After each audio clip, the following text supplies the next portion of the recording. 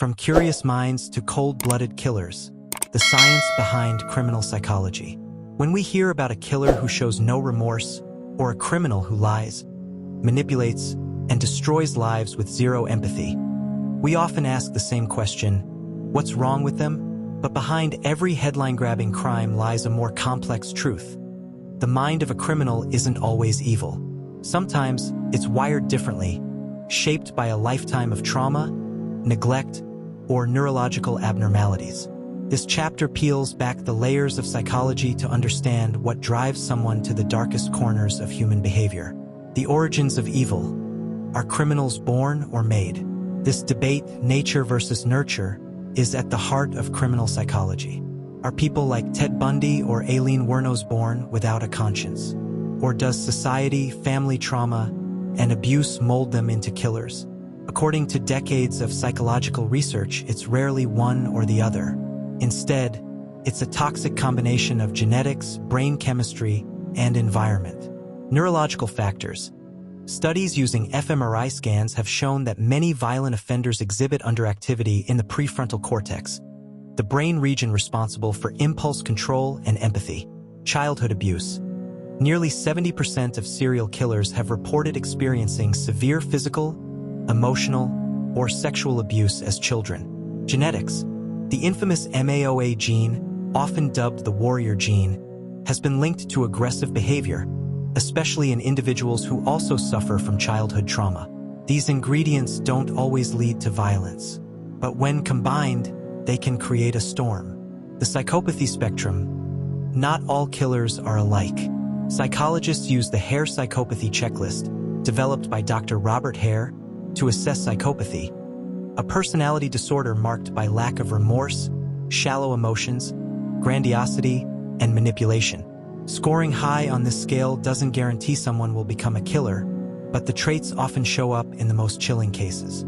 High-functioning psychopaths may never commit violent crimes, instead thriving in high-powered jobs or manipulative social circles. Low-functioning psychopaths are more likely to act out impulsively, violently, and without long-term planning. Think of Ted Bundy, who charmed women before brutally murdering them. His outward intelligence and charisma masked a deep psychological disorder. He scored 39 out of 40 on the Hare checklist, the sociopathy puzzle. While often lumped together with psychopaths, sociopaths are different. Where psychopaths are cold and calculated, sociopaths are more emotionally erratic and prone to outbursts. They may form emotional attachments, but their empathy is limited. They're more likely to act on impulse and leave behind messy, obvious crime scenes. They often have difficulty holding down jobs or blending into society. A classic example? Richard Kuklinski, also known as the Iceman, was a mob hitman who described killing as just business. Yet he also displayed fits of rage and uncontrollable violence, traits more typical of sociopathy. Warning signs. When personality disorders become dangerous. Psychopathy and sociopathy fall under antisocial personality disorder, ASPD, in the DSM-5. But not all individuals with ASPD become violent criminals. However, researchers have identified early behavioral warning signs, sometimes called the McDonald triad. Animal cruelty. Deliberately harming animals is one of the most consistent early predictors of violent behavior. Fire setting, obsessively starting fires with no regard for safety or consequences. Bedwetting, past the age of 5, especially when linked to emotional abuse or trauma. These signs alone don't predict violence, but when combined with abuse, neglect, or head trauma, the risk increases. Profiling the criminal mind, why this matters. Understanding the psychology of criminals isn't just for academics. It's how profilers catch killers, how forensic psychologists prevent crime, and how society learns to protect itself. In real-life cases, profiling helped narrow down suspects in the BTK killings, the Unabomber investigation, and more. By studying criminal minds, we spot patterns. The cold charm of psychopaths, the rage of sociopaths, and the red flags others missed. In the end, psychology gives us the tools to ask, is this person mentally ill, or are they simply evil? And can we stop them before they strike again? When evil wears a smile, the hidden threat behind the mask.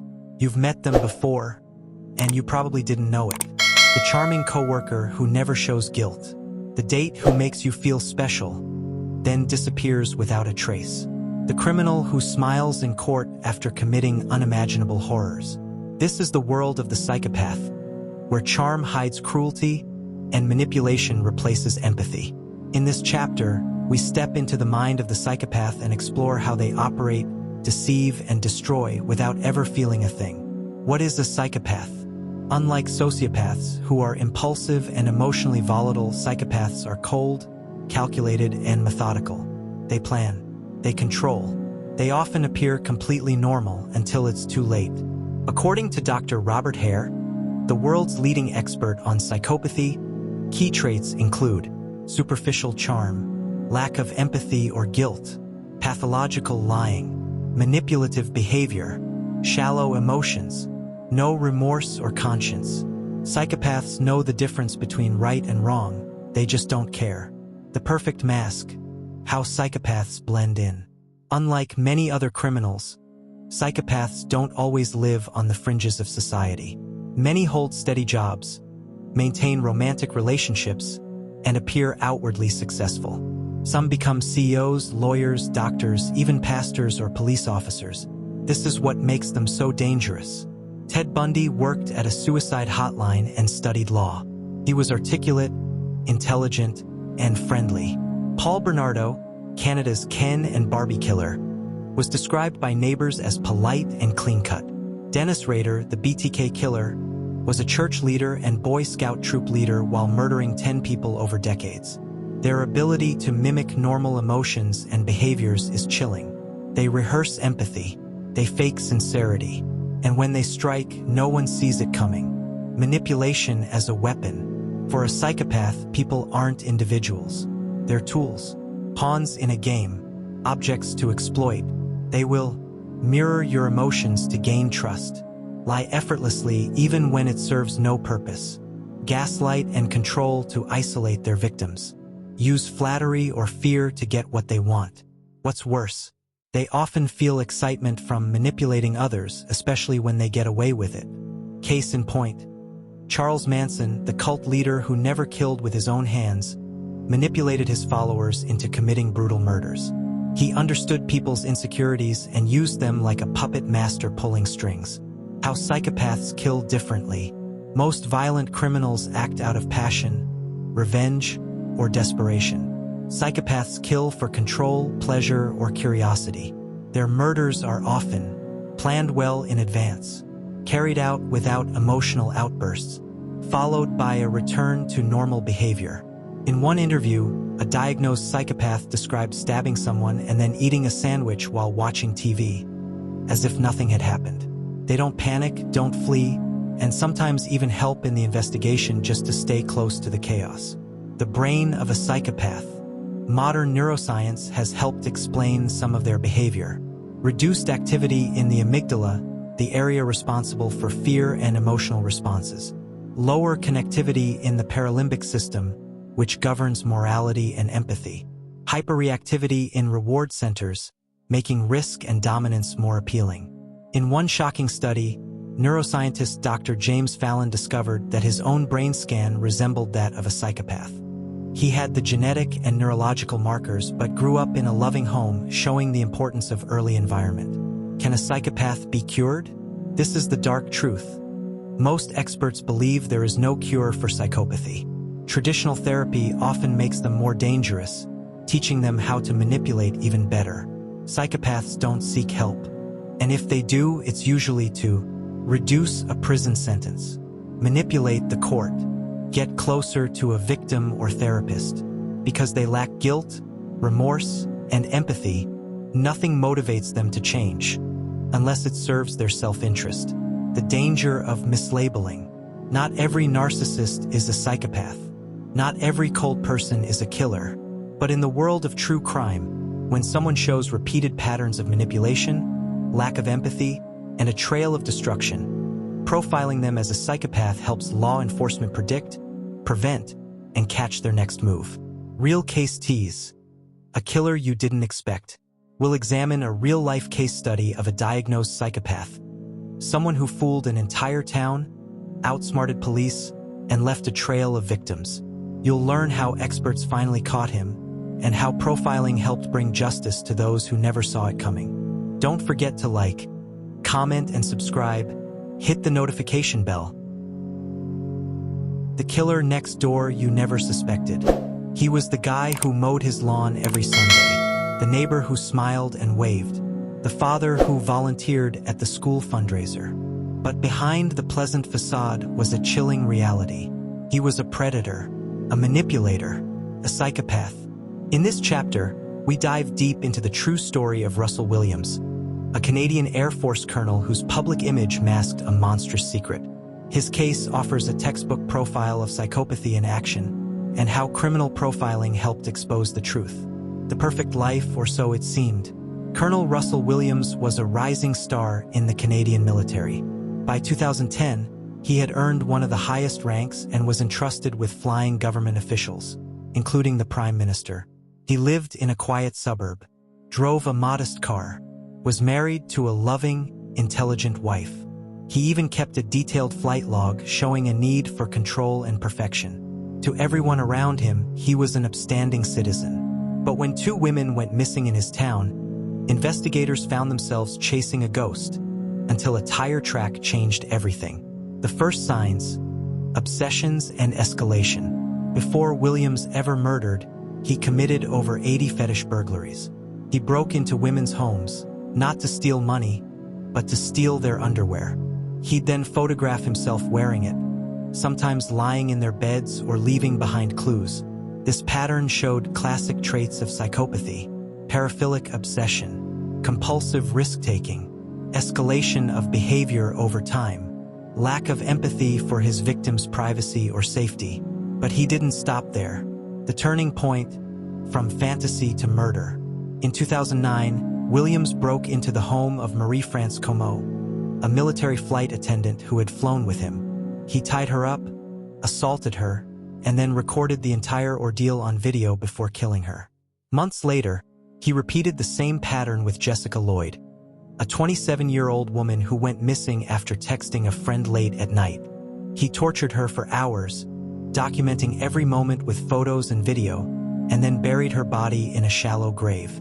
To him, these weren't crimes, they were trophies, a performance, proof of control. How profiling helped crack the case. Police knew they were dealing with someone methodical. The killer left no fingerprints, no DNA, and showed signs of planning and restraint, a profile consistent with psychopathy. But the break came from a simple tire tread found near Jessica's house. Police stopped cars in the area, and when Williams drove through in his Nissan Pathfinder, his tires matched the track perfectly.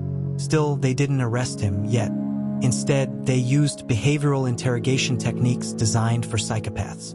The interrogation: cold, calm, calculated. Detective Jim Smith sat across from Williams during the now famous 10-hour interrogation. He was calm, polite, respectful.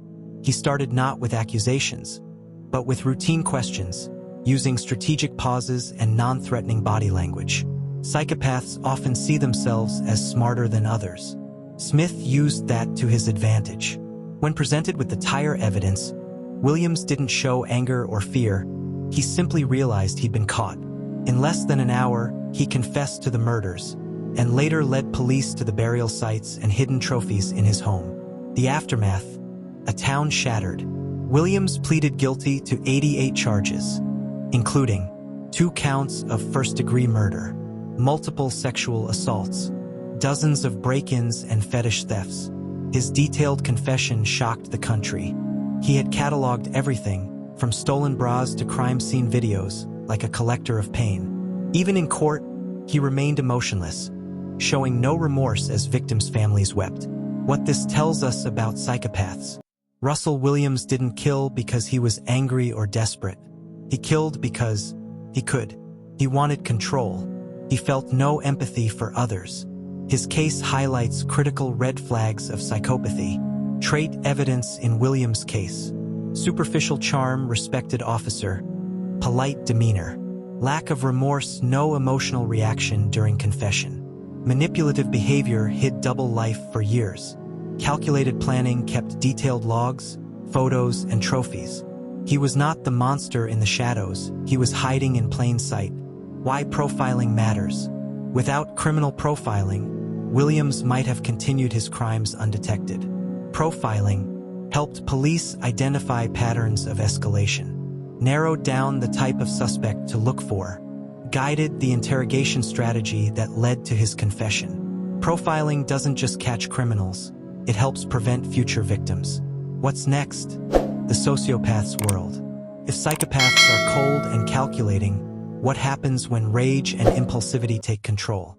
From shadows to the spotlight, profiling's role in modern justice. Criminal profiling isn't magic. It's science, experience, and instinct sharpened to a knife's edge. In this final chapter, we're stepping away from one killer to look at how profiling changes investigations, how it closes cold cases, prevents future crimes, and reveals killers hiding in plain sight. Profiling isn't guesswork, it's pattern recognition. Most killers don't leave behind confessions. They leave signs in the way they kill, what they take, and how they cover their tracks. Profilers study crime scene organization. Was it chaotic or controlled? Victim selection. Was it random or personal? Post-crime behavior. Did the killer insert themselves in the investigation? Signature versus MO. Did they do something unnecessary but symbolic? From these questions, they build a profile: age range, gender, occupation, social habits, and emotional state. It's not foolproof, but it narrows the haystack. The BTK case, a profile that caught a ghost. For 30 years, Wichita, Kansas, lived in fear of the BTK killer: bind, torture, kill. Dennis Rader was a married man, a church president, and a father. He also murdered 10 people between 1974 and 1991. The FBI profiler believed the killer was local, middle-aged, and likely had a family. He needed to feel powerful and in control.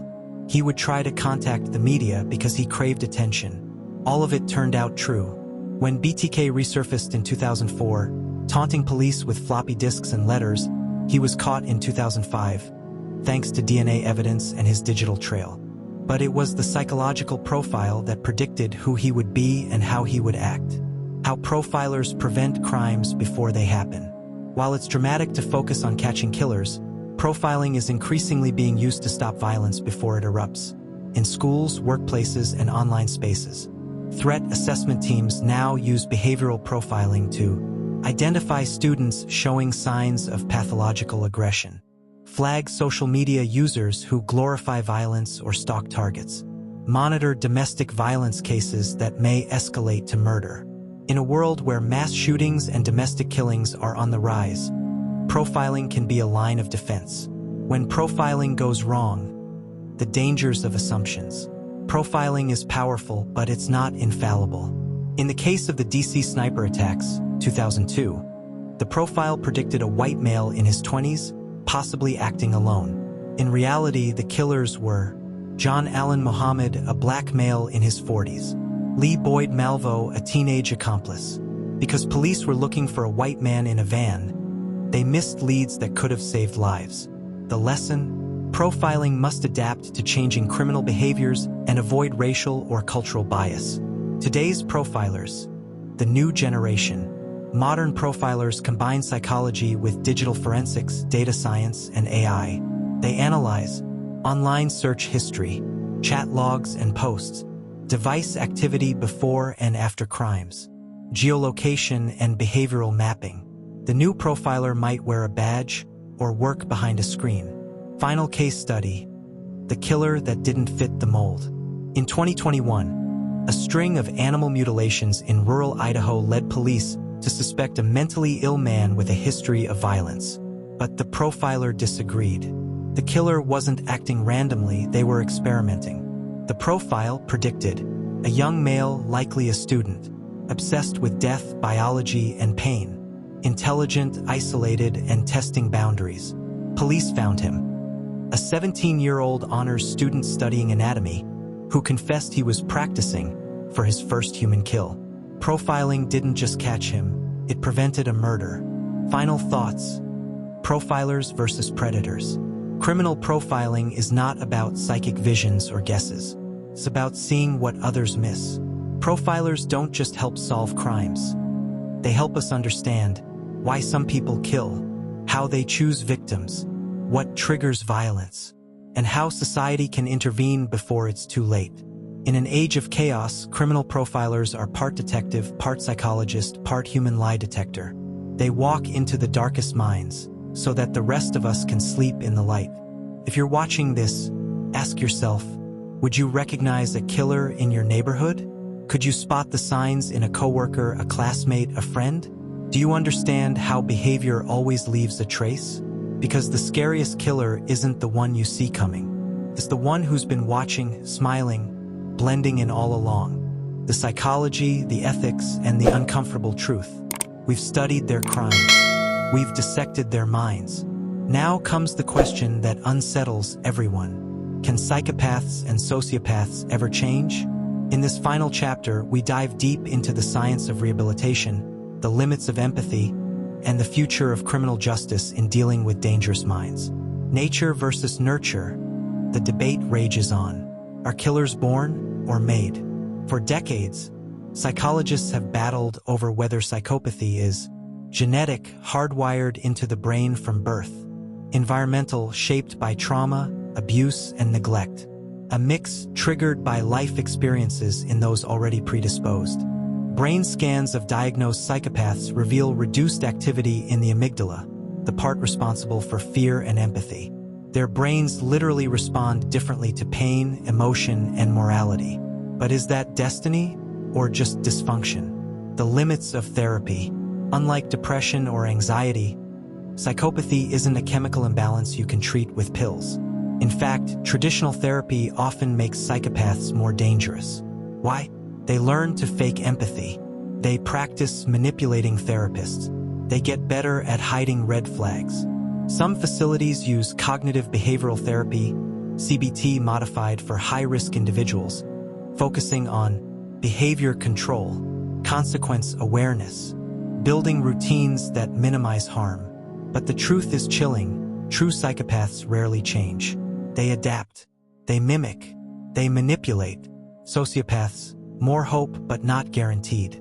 Sociopathy, while still deeply troubling, is often shaped more by environment than biology. With intensive, long-term intervention, some sociopaths can rewire patterns of aggression, impulsivity, and isolation. Treatment focuses on trauma therapy, accountability building, structured empathy exercises. But even here, progress is limited, and trust is never easy. Early warning signs. Intervention before it's too late. If there's any hope, it lies in early identification. Studies show that children who display persistent cruelty to animals, lack of remorse, aggression without provocation, destruction of property, are at high risk of developing antisocial personality disorders later in life. Programs now exist in schools and juvenile centers to teach emotional regulation, create support networks, reduce exposure to abuse and instability. It's not a cure, but it's a chance. Ethical dilemmas. When the brain is to blame. If a person's brain is wired differently, are they still guilty? This is where neuroscience crashes into morality. Defense attorneys now use brain scans to argue reduced culpability in violent crimes. My client had a damaged frontal lobe. They were born without emotional capacity. They didn't choose to be this way. Juries must ask, does understanding evil excuse it? And if we know someone is dangerous but hasn't killed, what rights do they still deserve? The future. Can science stop psychopaths? Neuroscience is pushing boundaries. Gene editing, CRISPR, may one day remove predispositions to violence. Neurofeedback and AI may retrain behavior in high-risk brains. Predictive policing already uses behavior patterns to flag future threats. But these advances raise terrifying possibilities. Who decides who's at risk? Can we punish people for what they haven't done yet? Do we risk becoming the very system of control we fear? The goal isn't to erase free will, it's to understand when it's broken. Final case study, the child who terrified experts. At age 7, he stabbed his sister. At 9, he set fire to his neighbor's dog. At 11, he calmly told a therapist, "I don't care who dies. I just want to see it happen." He was placed in a secure facility and over the next decade, underwent experimental therapy focused on connection and self-awareness. Now 24, he works with youth offenders. He says he doesn't feel emotions like others do, but he's learned that actions have meaning. His success is rare, but it proves one thing: some darkness can be redirected if it's caught early. The final verdict. So, can psychopaths or sociopaths be saved?